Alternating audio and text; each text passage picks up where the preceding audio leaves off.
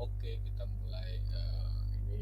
Video ini akan menjelaskan ya sedikit tentang bagaimana struktur bricks itu supaya desain itu nggak capek ya, nggak set dikit-dikit set padding, dikit-dikit set margin gitu pada setiap elemen kontainer atau blok atau section ya. Jadi pertama yang paling biasanya kalau saya ini instalasi baru di website saya, yang pertama saya pasti ke setting dulu ya, untuk terutama untuk builder itu saya switch hardware-nya up, saya aktifkan, terus ada elemen IDS needed ini. Jadi kalau kita nggak input field apapun di dalam elemen bricks builder itu, dia tidak akan muncul yang namanya ID brx a/bcdef. Jadi saya biasanya aktifin karena saya terbiasa menggunakan utility class atau kita membuat kelasnya sendiri. Kemudian ini custom breakpoint juga saya aktifkan. Ini kalau memang ada post atau ada produk gitu ya yang bisa kita gunakan itu filter di dalam bricks itu saya aktifkan juga. Ini smooth scroll CSS juga kita aktifin, dan ambil bricks data delete. Udah, itu aja, itu dulu yang paling penting sebelum kita develop. Kemudian di dalam builder ini berguna ya, kita aktifkan yang ini, dan saya lebih suka toolbar nanti logo yang di sebelah kiri itu ke dashboard daripada ke front end, supaya saya balik lagi ke WP admin ya kalau ngedit itu. Jadi kalau nggak pakai Bricks Navigator kita nggak ini, tapi saya malas install Bricks Navigator. Terus untuk kita mainkan dynamic data, udah itu aja. Kemudian kita coba di dalam buat page baru ya, beda section container.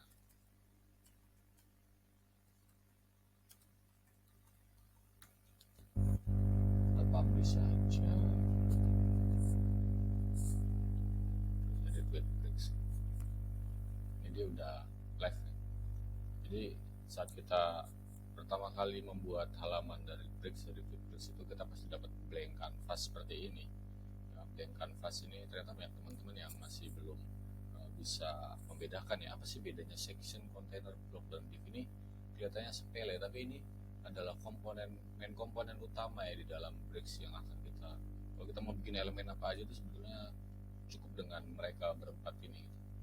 Yang lain teks dan yang lain-lain, kalau video yang lain-lain ini memang elemen jadi ya, yang kita pasti tetap butuh yang namanya elemen layout ini.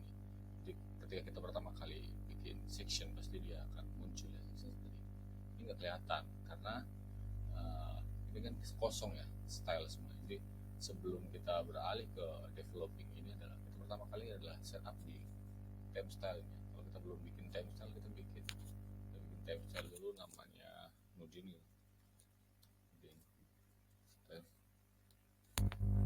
Create aja. Nah, nanti akan muncul ya theme style-nya ini.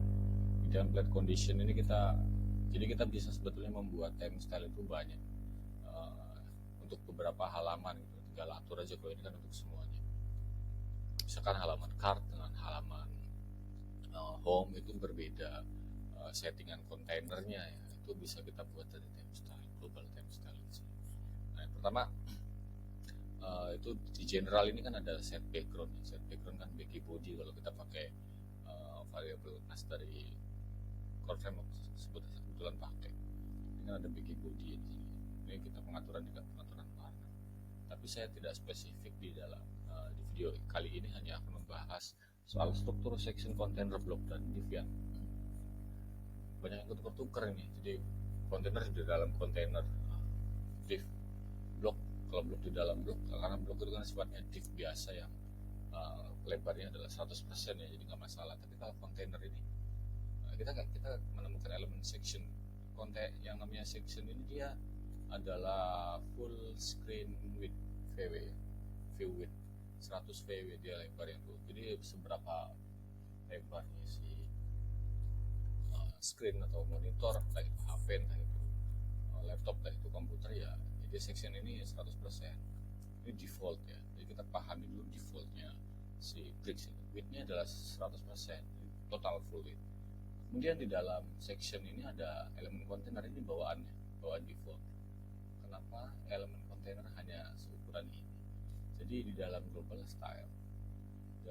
style-nya Bricks ada elemen kontainer yang defaultnya adalah 1100 pixel. 1100 pixel berarti di atas breakpoint ini. Sekalipun kita ini kan 1960 ya. Width-nya ini 1960 width ya. 1960 pixel seukuran 100%. Tapi kita batasi dalam kontainer ini hanya defaultnya itu adalah 1100 pixel. Biasanya di Indonesia itu karena screen width-nya kebanyakan di 1366 pixel, maka kita aman ya menggunakan 1240 pixel aman. Di 1200 pixel kayak punyanya Shopee juga aman, level kontainer segitu aman. Tapi kalau kita ambilnya 1366 pixel seperti punyanya Brixis, maka nanti ketika di layar Indonesia tuh dia full width kebanyakan ya, karena 60% pengguna device desktop di Indonesia adalah 1366, jarang sekali yang 1920 itu jarang. Apalagi kalau ini layar besar yang 2560 itu lebih jarang lagi, karena terus desainer tapi user kebanyakannya adalah di 1366. Makanya desain Figma itu kan 1440 kebanyakannya ya seperti itu. UI designer itu membuatnya. Maka kita aman ketika membuat, katakanlah dia punya padding tetap 100 di kanan kiri, maka di 1240 pixel itu aman, atau kita ambil 1200 pixel. Ini yang membedakan struktur kontainer dan section. Jadi section ini membatasi di dalam width yang global ya, ini secara global, jadi kita nggak ngatur-ngatur pusing lagi gitu secara global itu. Nah, di dalam kontainer ini kan kita bisa input lagi satu elemen yang namanya blok di sini. Kalau blok ada di sini, ini widthnya 100%, ini default ini ya, kita harus tahu kalau struktur blok itu dia pasti directionnya itu ke bawah, terus dia defaultnya itu 100%. Kemudian kita juga bisa sebetulnya setup di sini di global theme style ini, karena lebih penting di global theme style daripada kayak ini. Kita misalkan ya, kita tidak setup di global theme style ini ngaco nih, kan kita nggak mau otak-atik ya. Terus kemudian kita nyari ukuran ini, terus kita mau kecilin atau ini dibikin 100% dulu, ini dibikin 100% width-nya, karena kan ini nggak kelihatan nggak full width ya di dalam sini. Terus kita tulis 100% ya kan, kemudian kita kasih padding, jangan pakai ini, kemudian kita kasih padding berapa, 80 gitu, karena mungkin kita saat membuat desain pakai layar 1920 yang kanan kirinya ada navigasi dari Bricks ini, nanti semakin kecil kan kelihatannya kan. Nanti yang ini yang paddingnya 80, atau ya kita membuat paddingnya itu nanti di dalam section gitu 80. Ini agak efisien ya cara develop seperti ini, karena pada setiap elemen nanti kita akan create lagi value-value yang sama. Terus kalau misalkan kurang sesuai ya, kita edit tanpa membuat kelas di sini ya. Ini nggak efisien banget, repot editnya itu, kerjanya nggak cepat. Makanya kita akan menghasilkan mungkin bentuk yang sama ya, kalau katakan 1960 400 bandingkan dengan let's say kita membuat kontainer yang ini adalah 1200 pixel, kemudian kita buat yang ini adalah, karena kan ini 100% ya, terus kita kemudian di bawah itu ada section lagi. Ini kan sebenarnya nggak beda jauh secara mungkin kurang aja gitu, saya bikin ini banyak 380 kali ya. Nah 380 kan sama, ini juga kita dapat berapa kan 380 sama, tapi ini satu-satu kita setup, ini satu-satu nggak utuh ketika kita nggak ngeset global theme style. Nah makanya ketika kita set di dalam global theme style itu ada kontainer, di dalam kontainer ada masukin lagi, kita masukin lagi, jadi ada insert ya, ada insert block lagi jadi block, misalkan insertnya adalah kontainer, mau di dalam kontainer ada kontainer. Ini kalau kita set global theme style di sana di dalam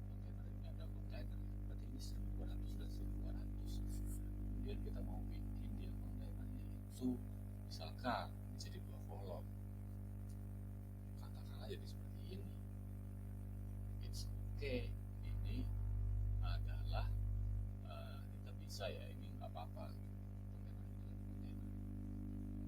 it's okay kita buat kontainer di dalam kontainer. Tapi apa yang membedakan antara kontainer A dengan kontainer B? Saya kasih warna. Pertama adalah ini, yang kedua saya kasih warna adalah ini. Akan ada bentuknya kalau kita nggak insert edit atau apapun, karena di depan semuanya kan kosong ya. Saya pengen aja idenya. Kalau kita inspect di dalam front end, ketika ada kontainer di dalam kontainer nih, kontainer ini BRXE kontainer width 1200, kontainer ini widthnya 1200, ini maksudnya adalah 100% dari ini ya kan, display flag dari sini. Jadi ada ketika kita menggunakan kontainer di dalam kontainer, maka value dari width di dalam kontainer yang 1200 ini didefinisikan sebagai 1200. Itu perbedaannya ketika kita menggunakan ini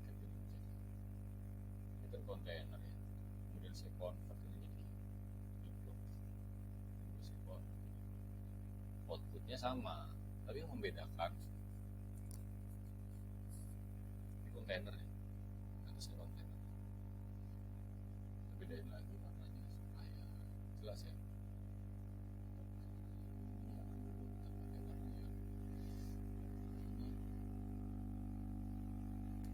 Nah ya, ini adalah kontainer, ada width 1200, kemudian kita di bawahnya adalah blok.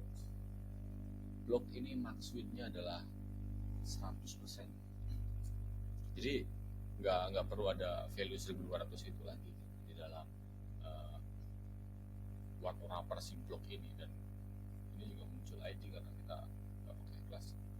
Terus kemudian kalau kita ini menjadi div gitu ya, di bawah ini menjadi div, kita ubah dulu jadi begini, terus ini kita convert jadi div. Kalau jadi div, dia auto width mengikuti si elemen di dalamnya. Kalau dia jadi div, perbedaannya yang atas adalah kontainer, supaya kita jelas. Kontainer,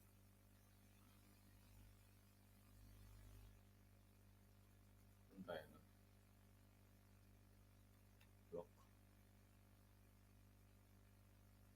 blok, div, dan div. Oke, kita simpan. Nah, kontainer sama blok ini bisa sama, tapi akan sangat mengganggu ya ketika kontainer di dalam kontainer. Jadi struktur kita tuh benar-benar nggak kelihatan rapi. Kalau di inspect itu kelihatan gitu loh, orang-orang tuh kalau udah apal sama Bricks itu kan tahu dia malah kontainer, sekalipun cuma inspect di dalam inspektor Google Chrome atau browser apapun gitu. Jadi ini blok, ini div, ini ada kontainer ada. Nah ini kontainer maksudnya 1200 ini terdefine di sini. Di sini ada satu kelas yang di call dengan value yang 1200, sementara defaultnya itu adalah 1100. Ini dicoret di sini. Ini satu request tersendiri. Kemudian kalau kita pakainya si blok ya, kalau blok itu ya dia di default aja, nggak ada value tambahan 1200, nggak ada value tambahan 1400 gitu, atau nggak ada value tambahan yang lain. Dia 100% aja width-nya gitu ya, ketika kita menggunakan blok. Nah, kemudian ketika kita pakai width itu di sini max width-nya adalah 100, yang terdefine adalah hanya max width-nya 100%, ya kan? Tapi dia nggak ada elemen width-nya. Elemen width-nya dari mana? Elemen width-nya adalah dari si heading atau elemen di dalamnya, kayak gitu. Jadi struktur bricks itu ya ketika kita menyusun sebuah struktur desain ya di dalam bricks ya, yang pertama adalah harus section, karena section itu akan menjadi pembagi antara H2 dengan H2 yang lain, atau nanti di dalamnya itu ada kontainer sebagai wrapper. Nah, ini fungsinya kontainer nih ketika kita menggunakan responsive design di dalam sini. Dan ini pentingnya ketika kita itu mau menggunakan global theme style untuk mengatur kontainer atau section. Di sini kan kalau kita kasih background color di dalam section ini, maka nanti dia supaya terang,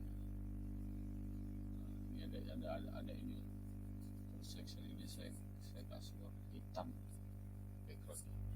Di dalam Brick Pro ini jadi kita bisa setup global theme style ini berdasarkan breakpoint juga. Ketika kita selesai misalkan di dalam, kita punya sistem desain yang di dalam view desktop itu kita punya padding, tetapi di dalam view 990 ke bawah kita nggak punya padding 100% di layarnya aja gitu. Nanti atau kita bikin paddingnya tipis-tipis aja di dalam struktur desain kita ya. Jadi kita setupnya adalah di bagian section yang dia kita setup padding katakanlah 10, maka auto semua kontainer di dalam sistem desain kita adalah dia akan berjarak 10 kiri dan 10 kanan ya, dari screen ya. Dan kita bisa ubah di dalam kontainernya juga, tadinya kan di width 1200 menjadi 100%.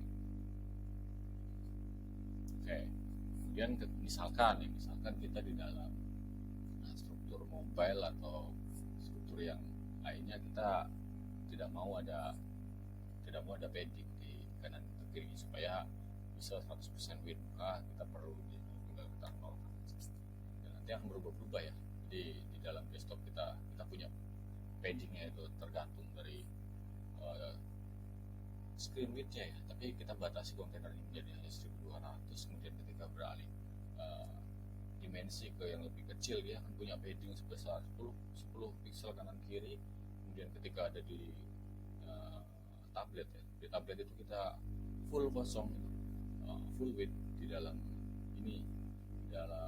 struktur desainnya, sistem desainnya. Itu nanti kemudian ketika di mobile kita pengen punya jarak di kanan kirinya supaya nggak mepet banget, misalkan 5 pixel. Nah ini semuanya itu di setup dari sini supaya kita nggak ngeset di sini satu-satu paddingnya. Ini udah ada tuh. Kalau kita nggak ngeset di global theme style itu, ntar kita kerjaan nih satu bikin section, atau kita kasih nama class sectionnya atau section saya gitu. Nanti kita input value-nya menjadi 55. Nah kecuali kayak gini, misalkan pada struktur desain ya, yang ini ya, kita punya struktur desain katakanlah di dalam global theme style kita itu section pada ini punya width 10, kemudian di sini juga kita punya width 10, sampai di mobile kita punya width 10 kanan kirinya ya, paddingnya ya. Kemudian kita mau di dalam, misalkan kan ada satu section call to action yang dia itu tidak punya padding ya kanan kirinya. Jadi di sini kita hanya butuh tambahan satu kelas ya, katakanlah section padding.